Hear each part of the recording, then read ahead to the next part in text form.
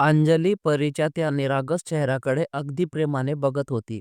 तर दुसरीकडे विजय आज पहिल्यांदाच अंजलीला इतक्या निरखून आणि एकटक बघत होता. काही वेळाने अंजली परीला बेडवर झोपवू लागली. तेव्हा तिची नजर अचानक विजयवर गेली, जो न जाणे केव्हापासून तिलाच बघत होता. विजयने अशा प्रकारे बघितल्यामुळे अंजलीच्या हृदयाची धडधड एकदम वाढली. तर विजय आपली चोरी पकडली गेल्यामुळे खूप ओशाळला आणि त्याने लगेच आपली नजर दुसरीकडे वळवली. अंजली परीला नीट झोपवून उठत म्हणाली की, "जी, मला खाली काही काम आहे, तर मी जाते." विजयने दुसरीकडे बघतच फक्त मान हलवली आणि अंजली तिथून निघून गेली. अंजली गेल्यानंतर विजय स्वतःशीच पुटपुटला की, "हे काय होतं? मी तिला असा का बघत होतो? ती माझ्याबद्दल काय विचार करत असेल?" इतकं बोलताच त्याची नजर सावित्रीच्या फोटोवर गेली.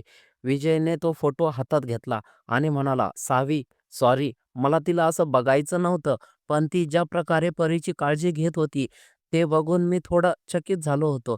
कारण तिच्यासाठी हे सगळं नवीन आहे, तरीही तिने किती छान परीला सांभाळलं आहे. दुसरं काही नव्हतं खरंच." असं म्हणून त्याने सावीचा फोटोला किस केले आणि तो फोटो आपल्या छातीशी लावून बेडला टेकून तो बसून राहिला. दुसरीकडे अंजली खोलीबाहेर आली आणि तिने एक दीर्घ श्वास घेऊन स्वतःला शांत केलं आणि मग ती खाली निघून गेली. काही वेळानंतर विजयसुद्धा जेवणासाठी खाली आला. त्याच्या कडेवर परी जागी झाली होती आणि ती त्याच्या दाढीशी खेळत होती. विजय येऊन एका खुर्चीवर बसला. तोवर मल्हारसुद्धा अर्णवला कडेवर घेऊन तिथे आला आणि आपल्या जागेवर बसला. अर्णवला पाहताच परीने विजयचे केस ओढले आणि अर्णवकडे इशारा केला. विजयने केस ओढल्यामुळे रागाने परीकडे पाहिले आणि मग मल्हारला म्हणाला, "मल्हार, तुझ्या मुलाला इथे बसव, नाहीतर माझी मुलगी आज मला टकलच करेल." मल्हार हसून परीला म्हणाला, "परी बाळा, असं नको करू. तसेही पापांच्या डोक्यावर केस उरलेत. जर तू असेच केस ओढतेस तर उरले सुरले केसही गायब होतील." विजय रागाने त्याच्याकडे बघू लागला. तितक्यात त्याला अंजलीच्या हसण्याचा आवाज आला. अंजली डायनिंग टेबलवर जेवणाची भांडी मांडता मांडता हसत होती. पण विजयची नजर आपल्यावर आहे हे पाहताच तिने आपलं हसू थांबवलं आणि ती कामात गुंतली. विजयने एक दीर्घ श्वास घेतला आणि आपली नजर अंजलीवर हटवून मल्हारला म्हणाला, "चल, आता जास्त शहाणपणा करू नको आणि शांतपणे माझ्या मुलाला माझ्या शेजारी बसव." मल्हार हसत अर्णवला विजयच्या शेजारी बसवतो आणि मनातल्या मनात म्हणतो की, "चला, बरं झालं अर्णव त्यांच्याकडे बसला. आता माझी गुलाबो, ईशा, माझ्यासोबत असेल, नाहीतर अर्णवमुळे ती माझ्याकडे लक्षच देत नाही." असं म्हणून तो मनातल्या मनात हसत आपल्या जागी बसला. ईशासुद्धा आपल्या जागी बसली. तेव्हा अंजली विजयच्या शेजारीच्या खुर्चीवर बसली आणि अर्णवला आपल्या मांडीवर घेऊन स्वतःच्या ताटातून त्याला भरू लागली. तर परी अर्णवसोबत खेळू लागली. तेवढ्यात सदानंद बाबा म्हणाले की, "विजय, 2 दिवसांनी अन्नप्राशन आहे, तर ऑफिसला सुट्टी घेऊन घे आणि उद्या परवा थोडं लवकर ये, कारण सगळी तयारी तुला आणि अंजलीलाच करायची आहे." विजयने मान हलवून सांगितलं की, "हो बाबा, मला माहिती आहे. तुम्ही काळजी करू नका, मी लवकर येईल." सदानंद बाबांनी मान हलवली आणि जेवण करू लागले. जेवण सुरू असताना मल्हार हळूच टेबल खालून आपला पाय ईशाच्या पायाला घासतो, ज्यामुळे ईशा घाबरून रागाने त्याच्याकडे बघते. तेव्हा मल्हार मिश्किलपणे हसून तिला डोळा मारतो आणि ईशाला जेवताना एकदम ठसका लागतो. सुमित्रा आई तिला पाण्याचा गिल्लास देतात आणि म्हणतात, "सावकाश खा बाळा, हे घे पाणी पी." ईशा मल्हारला रागाने बघत पाणी पिते. तेव्हा मल्हार खोटी काळजी दाखवत म्हणतो की, "ईशा, तू ठीक आहेस ना? नीट खा गं. जेवण कुठे पळून चाललंय का?" ईशा काही बोलण्याआधीच विजय मल्हारकडे बघून म्हणाला की, "तू तिला त्रास देणं बंद केलंस तर ती आरामात जेवेल." विजयचं बोलणं ऐकून मल्हार ओशाळला आणि गुपचूप जेवणावर लक्ष देऊ लागला. तर ईशाने विजयी मुद्रेने मल्हारकडे पाहिले आणि ती जेवू लागली. जेवण झाल्यावर सगळे आपापल्या खोलीत गेले. अंजली खोलीत जाऊन बेडशीट नीट करू लागली. तोवर विजयसुद्धा परीला घेऊन वर आला. अंजली बेडशीट नीट करून आपले कपडे घेऊन वॉशरूममध्ये गेली. तेव्हा विजयने सावीचा फोटो उचलून त्याला किस केले आणि तो परीच्या शेजारी झोपला. ऑफिसच्या थकव्यामुळे त्याला लगेच झोप लागली. काही वेळाने अंजली वॉशरूममधून बाहेर आली. तेव्हा विजयला झोपलेला पाहून तिने त्याच्या जवळ जाऊन त्याच्यावर ब्लँकेट घातलं. तेव्हा तिची नजर विजयच्या चेहऱ्यावर पडली आणि ती एकटक त्याला बघतच राहिली. अचानक झोपेतच विजयने कूस बदलली आणि परीला जवळ धरलं. तेव्हा अंजली भानावर आली आणि स्वतःचं डोकं झटकून ती सुद्धा आपल्या जागी झोपायला गेली. मध्यरात्री नेहमीप्रमाणे विजयला पुन्हा जाग आली आणि तो रोजच्या सारखा थोडा वेळ गॅलरीत घालवून पुन्हा झोपी गेला. दुसऱ्या दिवशी सकाळी 5 वाजता अंजलीला जाग आली. तिने विजय आणि परीला झोपलेलं पाहून स्मित हास्य केलं आणि ती अंघोळीला गेली. तयार होऊन अंजली खाली गेली आणि मंदिरात जाऊन देवाची पूजा केली. आरती केल्यानंतर तिने पूर्ण घरात फिरवले. देवासमोर नतमस्तक होऊन तिने प्रार्थना केली की, "हे ईश्वरा, या घरात नेहमी समृद्धी आणि शांती राहू दे. परी आणि विजय साहेबांना नेहमी खुश आणि निरोगी ठेव. बस एवढंच हवंय तुमच्याकडून." त्यानंतर ती किचनमध्ये गेली आणि चहा ठेवला. चहा गाळून ती सुमित्रा आईच्या खोलीकडे जाणार तितक्यात समोरून सदानंद बाबा आले. बाबा चकित होऊन म्हणाले, "अरे अंजली बेटा, इतक्या लवकर उठलीस तू?" अंजली म्हणाली, "हो बाबा, मला लवकर उठायची सवय आहे. मी तुम्हाला चहा द्यायला येत होते. काल ईशाने सांगितलं होतं की तुम्ही सुद्धा लवकर उठता."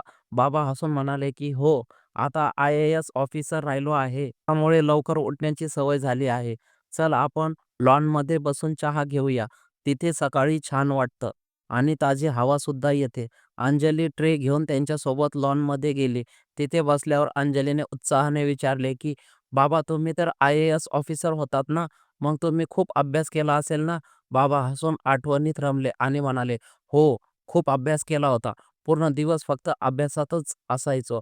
आई-वडील कुठे बाहेर गेले तरी मी जायचो नाही. कारण मी माझं ध्येय ठरवलं होतं. मला माझ्या वडिलांना अभिमान वाटेल असं काहीतरी करायचं होतं. मला असं हवं होतं की जेव्हा वडील घराबाहेर पडतील तेव्हा लोकांनी म्हणावं की, 'बघा, IAS ऑफिसरचे वडील जात आहेत.' बस त्यासाठीच इतकी मेहनत घेतली होती." अंजलीने उत्साहाने विचारले की, "मग तुम्ही ऑफिसर झाल्यावर बाबांनी काय केलं?" सदानंद बाबा म्हणाले की, "ते खूप खुश झाले होते. त्यांनी पूर्ण गल्लीत मिठाई वाटली. ते स्वतः क्लार्क होते आणि त्यांच्या ऑफिसमध्ये जेव्हा सगळ्यांना हे कळालं तेव्हा त्यांना खूप अभिमान वाटला. माझ्या आईने तर सगळ्या नातेवाईकांना पत्र लिहून ही बातमी कळवली होती. कारण तेव्हा फोन इतके नव्हते." आठवड्याभरानंतर बाबांनी एक छोटी पार्टी सुद्धा दिली होती. अंजलीला हे ऐकून खूप आनंद झाला. बाबांनी तिला विचारलं की, "बरं अंजली, तू पुढे काय करायचा विचार केला आहेस का?" अंजली चकित होऊन म्हणाली, "मी? म्हणजे बाबा, माझं तर लग्न झालंय आता." बाबा म्हणाले की, "लग्नाचा अर्थ असा नाही की तू तुझं आयुष्य जगणं सोडावंस. मला माहिती आहे हे लग्न विजयने फक्त परीसाठी केलं आहे. पण जर तू तुझ्या करिअरचा विचार केलास तर तो तुला कधीच अडवणार नाही. उलट तुला पुढे जायला सांगेल. आता सांग, तू काही विचार केलायस का?" अंजली हिचकिचत म्हणाली की, "खरं तर बाबा, मला PCS ऑफिसर बनायचं आहे. लहानपणापासून माझं स्वप्न होतं." पण बाबांमुळे सदानंद बाबांनी तिच्या डोक्यावरून प्रेमाने हात फिरवला आणि म्हणाले, "काही हरकत नाही बेटा. जर तुला तयारी करायची असेल तर सांग. मी सगळं स्टडी मटेरियल इथेच आणून देईन आणि तुला मदतही करेन. हवं तर कोचिंग सुद्धा लावू."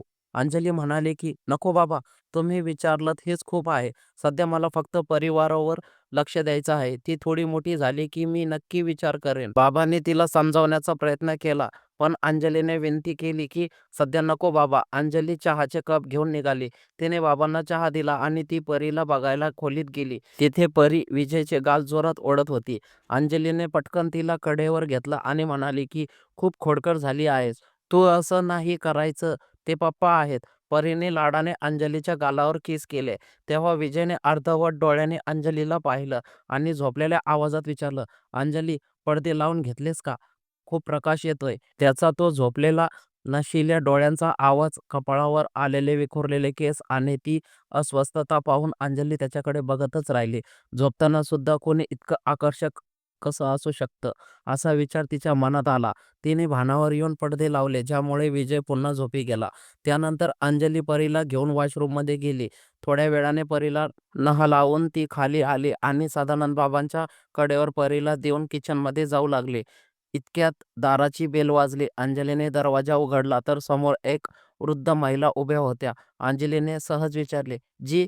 तर त्या वृद्ध महिलेने तिला रागाने बघत म्हटलं की, "अच्छा, माझ्या मुलीच्या घरात येण्यासाठी तुझी परवानगी घ्यावा लागेल का? बाजूला हो समोरून." अंजली घाबरून बाजूला झाली आणि त्या आत आल्या. सुमित्रा आईंनी त्यांना पाहून आनंदाने म्हटलं, "आई, तुम्ही आलात?" शांता आजींनी रागाने म्हटलं की, "तुला काय वाटलं? माझ्या नातवाच्या लग्नात तू मला बोलावलं नाहीस तर मी येणार नाही का?" सुमित्रा आई शर्मिंद्या झाल्या आणि म्हणाल्या, "असं काही नाहीये आई, ते बस." शांता आजी सोफ्यावर बसल्या. सुमित्रा आईंनी अंजलीला जवळ बोलावलं आणि ओळख करून दिली.